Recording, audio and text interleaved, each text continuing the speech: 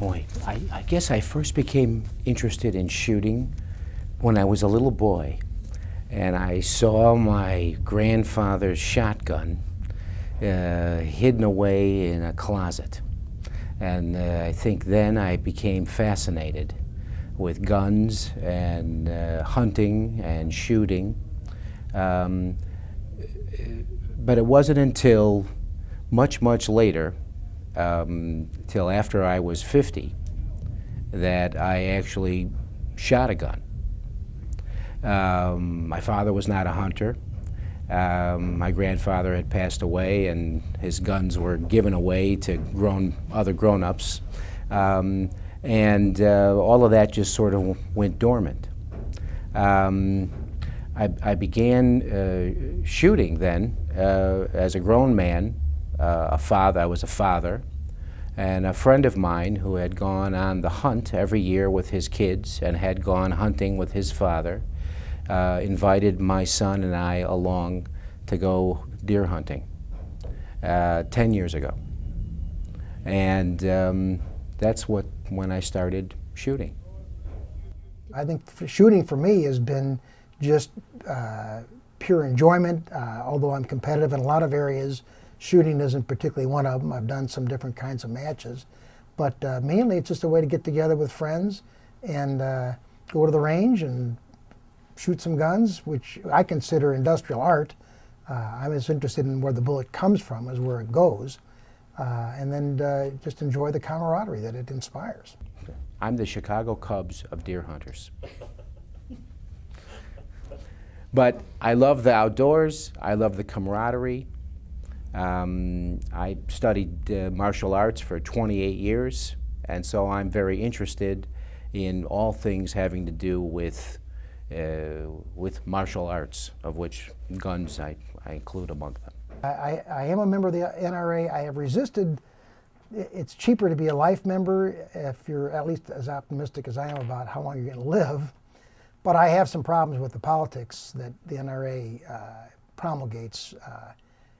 I think they would prefer very draconian punishment for people that use guns in crimes. I mean, I think it's sort of it's got a harshness to their politics that I do not agree with.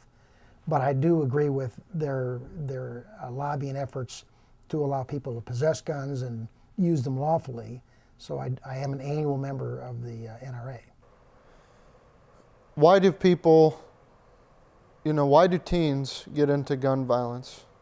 Are they making a statement for themselves? Because it really does. It really does. It makes a statement. Not only is it a shock to the community, depending on who their friends are, it could be like a, ride on for them, which is completely wrong, but maybe they're trying to prove something to themselves, prove something to the community. Maybe there's a lot of built up anger inside them. I can't say that they don't know any better because, like I said, I believe that, the laws of man are written on everybody's heart at birth. That's what I believe. But I think a lot of it is, the way people are being brought up. I think it's discipline, because you could go against your own will. You could go against, you could go against everything everybody else tells you to do as well. However, if you're doing that, I think it's because you're trying to prove something to somebody. Until we seize that concept and make a standard to which people's lives can be run, you're not going to get anywhere with this.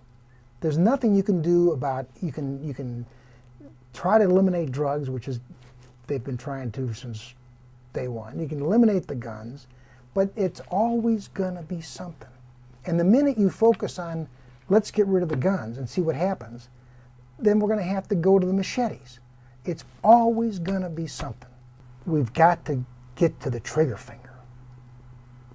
We got to figure out what is going on there and stop it, because the person who's got the trigger finger ain't doing it for us.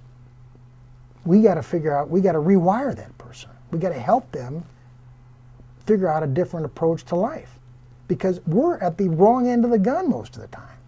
Whatever we want to say about it, it's the power of the lobby is such that it's not going to happen. And B, even if we manage to pass legislation like that, it would take so long to bleed those guns out of the system that there'd be so many people dead before we ever made any kind of headway. That from my perspective, we're better off trying to figure out what's going on in solving these disputes at the neighborhood level. I just think we've got to find a way to deal with that. And that's going to be a lot of our future. It ain't going to stop. The guns are not going to get off the streets. We're not going to regulate it. We're not going to prohibit it.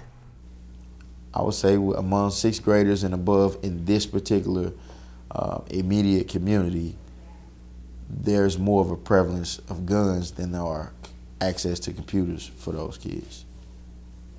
Well, things have changed differently as time has gone on. Violence has always been a part of mankind, as far back as we can really, I guess we can really measure. So it's not uncommon for a person to kill another person. I guess where we get to it is you start justifying killing people. Is it justifiable to kill someone? You know, first thing you maybe ask of a policeman involved in a shooting is, you know, how do you feel after that happened? Well, most policemen will tell you, and I can't speak from, I have to make a generalization, you can't speak for everybody. Most policemen will tell you, I didn't want to have to kill that person. That was something that I had to do for whatever reason, to protect yourself or someone else. But I guess it gets desensitized maybe in society a little bit, that as a guy in the neighborhood, you commit crimes for certain reasons. Maybe you commit violent crimes, you kill someone or assault someone, because that's just the way life is now. Well, as probation officers, we interact with a lot of people. And so after a while, you get to know the people somewhat. So they tell you stories, hey, so-and-so house got shot up yesterday. Hey, somebody tried to shoot my little brother yesterday. My auntie's boyfriend was shot and killed. Or my auntie's boyfriend was shot. Did he make a police report? Nah, he didn't want to talk to the police. But the wound wasn't that bad. We fixed it ourselves. So it's almost a whole subculture that's bubbling under the public's eye. Every now and then they'll spill into the public eye, and that's the first time the general public will take notice of it, but it's a constant state of warfare in some of these neighborhoods, in some of these communities. So they almost become dull to what's going on. They think it's normal. Oh, I don't think that there's anything particularly unique about St. Louis style violence. I suspect that the factors that promote violence here are the same factors that promote violence in other places, and I think that, you know, if you look across the United States, you'll find that violence is concentrated amongst young men with a lot of time on their hands without effective access to law, often because they themselves are involved in criminal activity. I just always go back to thinking about my best friend who got killed, and that was the difference between he and I. He actually went to college longer than I did initially starting off. He actually got the football scholarship. I was the walk-on. This is my best friend. He was living with mom and dad and I wasn't. But the difference was that he was involved with the guys in his neighborhood and just got so deep involved, and it eventually took his life. The gun violence is huge, and you just can't go by what's reported, because a lot of these individuals who are involved in this type of criminal activities, the only time they really go to police and the hospital if it's something they can't fix themselves. So it's a lot of shootings that go unreported. Because this is just the way life is now. I think we need to find some of the answers on where it's deteriorated and why it is the way it is now. A lot of these young guys interact. They don't want to be disrespected. I go back to that same word. They do it for protection. But the reason it's changed from fist to guns, you know, it's not the availability of guns. That is part of it, though. You have to admit it's part of the availability of guns is why there would be an increase. There's more manufacturers now, and guns are being shipped in. People are using them more. But why? You can't just blame it on the availability of guns. Why are people using them more? You know, it goes back to the old phrase, a gun doesn't kill you, a person does. I have to pull the trigger in order to kill you or to shoot you with it. So it goes back to the social portion of it. A lot of these kids have their minds formatted and set at 13, 14. And unfortunately, even if you make it to 19 and 20 or 22 and you start to see the light, you want to change your lifestyle, a lot of these kids have done some things that other people won't let them forget. So yeah, okay, I used to shoot, I used to rob, I used to be a gang member, but I want to be a family man now. I've seen the light. I know the errors of my ways. But that next person who you may have shot their relative, they haven't forgotten about you. So you may be 25, you may be 30, you may be 35, but when they catch you and they exact their revenge. So you have a lot of guys in almost impossible situations, and females. I don't really want to carry the gun, but if I don't carry the gun, I'm the next target. One of the things that's interesting about the concealed carry weapon legislation is that if you think about it, it's effectively an attempt to extend the retaliatory potential of these neighborhoods to law-abiding citizens. It's not the manufactured guns that are the enemy. You know, I'm not saying the people are the enemy, but it's our mistake. It's our fallacy from not getting involved in society and finding and answering those questions. And maybe we've asked them, but we're not doing anything about it, because if we were, there would be different. There would be a change. I think one of the reasons that we have to start doing interventions at earlier ages is because of the economic cost to our country. The Department of Justice reports that if incarceration rates remain the same, 1 out of every 3 African American males will serve a prison term. That's a prison term for a felony conviction, not a jail term for a bad check or DUI. The current cost of incarcerating someone nationally averages over $27,000 a year. We could send these people to college for less than we're sending them to prison. And they'll contribute to the tax base when they get out instead of take from it while they're in. If you think about the impact on Americans' well-being from gun violence, it's really astonishing. Think of every person who commutes every day from a safe suburb because they're just afraid to live near where they work because they're just afraid of being the victim of a crime. There's some evidence that Chicago would have substantially more people living here if we had a lower crime rate. But also there's the lost opportunity. You know, businesses don't want to go into areas where violence is a significant problem. So the tax base is really depleted. The economics are just, we incarcerate more people than any other country on the planet. We view China as an oppressive country, but China has 3 times our population, yet we have 500,000 more people incarcerated than what China does. And it has to be paid by the taxpayers. And we can either do it for a negative thing and warehouse people, or we can spend that money earlier and prevent the need for the warehousing. So I think if not for moral reasons, for economic reasons, we all should care much more about gun violence and ways to, think about ways to reduce it, because we all are paying the price. I mean, we here at the University of Chicago estimate that the cost to the city of Chicago of gun violence is about $2.5 billion a year, and that boils down to $2,500 per household. So it's not a trivial amount. Another thing is, every year since 1988, there have been more people go to prison for nonviolent crimes than violent crimes. When I first went to work for the federal system, I was in Oklahoma, and I remember when the Murrah building blew up. And I walked around the Murrah building shortly thereafter, and I remember looking down at the sidewalk at the stain of dried blood and looking up and realizing that I was in front of the daycare center. There are some people that need to go away forever. There are some people that may even need to pay a greater price than that. But it's not all of these people, not 1 out of every 3 African American males, not 1 out of every 15 adults in the United States, and that's what we're doing. If rates stay the same, 1 out of every 15 people in the country, males, females, all races, are going to go to prison. And we just can't afford that. It's expected in a certain way that kids in the inner city get shot, and people say that's sad, but that's just kind of the way it is. And we have to really fight that, because it's not inevitable at all. And it's not something we need to live with. And at other times and places, kids in the inner city, including kids living in very poor conditions, are not getting shot. And so we can really do something about that, and we have to make sure that we don't just kind of see it as part of the environment. That's just something that's sad, but that we all have to live with, because that's not true. One of my absolute pet peeves is when somebody gets shot and the powers that be sort of say, oh, they were just in the wrong place at the wrong time. That's not to say that there aren't certain areas, certain groups of people, certain times of day where bad things are more likely to happen. But I just sort of recoil a little bit when I hear that term used when people are being shot and killed. We are a free, supposedly civil society, and since when is being out in society, when does that become being at the wrong place at the wrong time? So, where's the problem?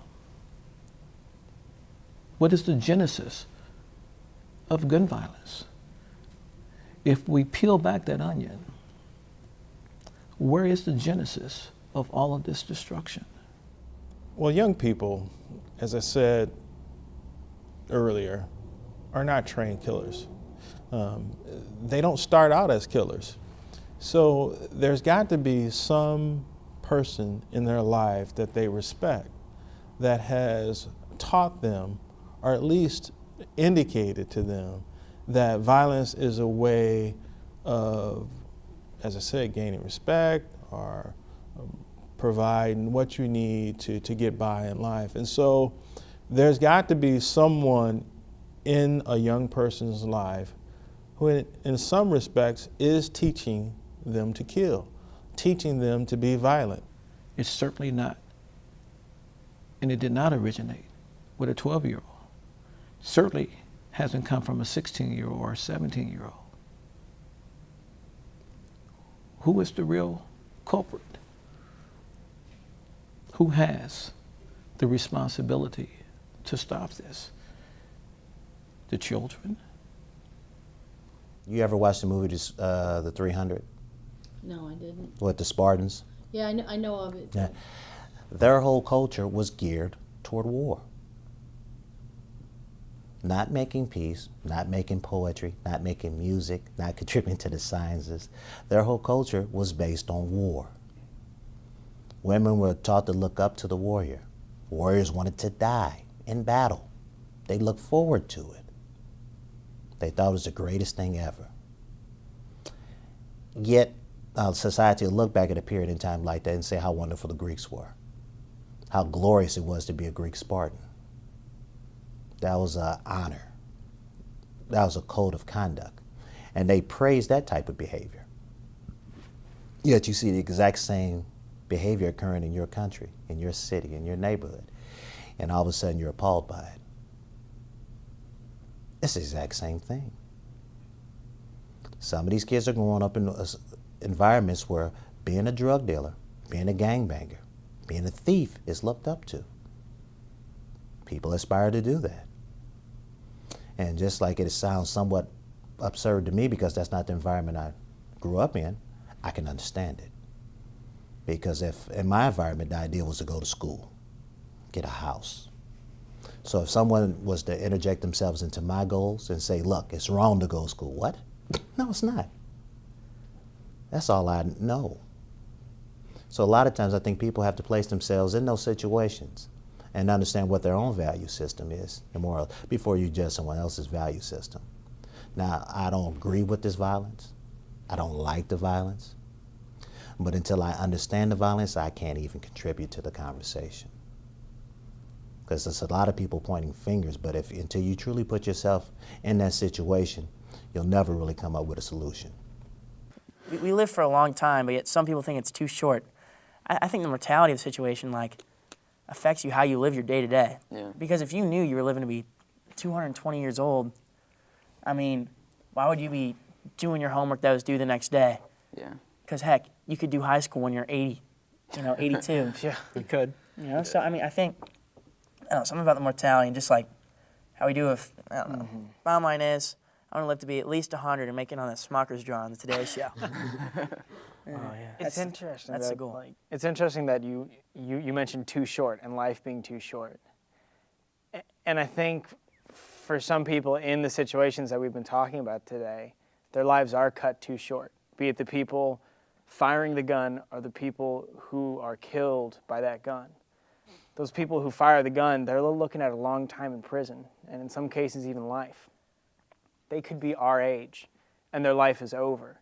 What could have been a promising future has been cut short because of a choice they made. And the person who they killed, their family is deprived of them, they're deprived of their life, and again, another life that had so much potential is gone. And I think that's just a tragic thing, that so many lives are ruined by gun violence, that so many lives are taken and wasted because of guns. Yeah. I think I'll live forever. No, I think I'll live a long time, but you know, I just want to do something with myself. I feel like we've all like been preparing to get to live. And I feel like, you know what I mean? I feel like all we're doing right now is getting to like the point where we can be on our own and actually do something. So I want to get there. I didn't really think about that. Like right now we're just preparing. Yeah. You know, like growing up, oh, I'm a teenager. I didn't really think about that. Like we're preparing. Yeah, that's how I feel. Yeah. But I mean, life's good right now too. Preparing is great, but I want to actually do something with it. Yeah, I just don't want to live in vain, you know? Like, I don't want to be, like, on my deathbed and, like, even if, like, things don't go according to, like, the plan I've been following, like, my dream is just, like, that I die, like, fulfilled. I don't want to, like, die thinking I didn't do enough or, you know, I didn't do what I want to do. So I just, like, that's kind of my dream, just, like whenever my time is, that I just do, like, kind of feel content with, like, what I've done. And, yeah. Like, I want to make a mark, like, yeah. Like, maybe hopefully change someone's life and for the better, or like what I forget what Cheryl said yesterday. Live a passionate life. Yeah. Because if not, it's not worth living. Yeah, that really got to me. I like that. I don't know how long I'm gonna live, cause I be like my lifestyle. I think you know, it can be short any time. You know. Mm-hmm. That's a good enough reason. Don't nobody know how long they gonna live. Yeah. But when it's my time to go, I'm gone, so.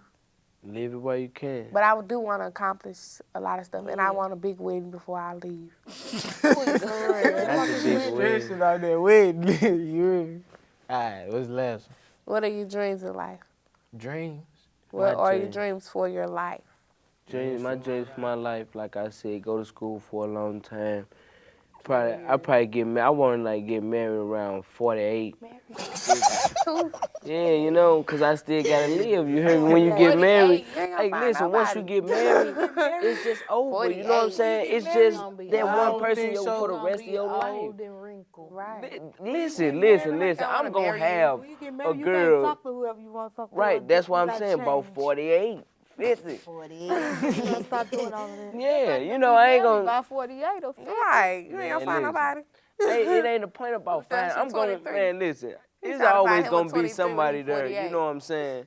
My dream is to be this lawyer that I want to be. I'm not playing. I want to be a lawyer.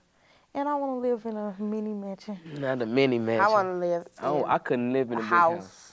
I don't want no big house because people be creeping in people's house, stand in their basement for months and stuff. In my closet, I go to the closet. How long you been here? Your whole family is it's too big. Nah, I couldn't get it, man. But my dreams for my life is being a doctor. I would never let you doctor taking on care me. of some of y'all kids if they get sick. I want to be in St. Louis, but that's cool. But my dreams. I travels around the world. my dreams though, have my restaurant. Make sure my little sisters good. Make sure my mama good. You know what I'm saying? Just make sure my whole family good, and then I think I'll be successful at that. And then I'm good.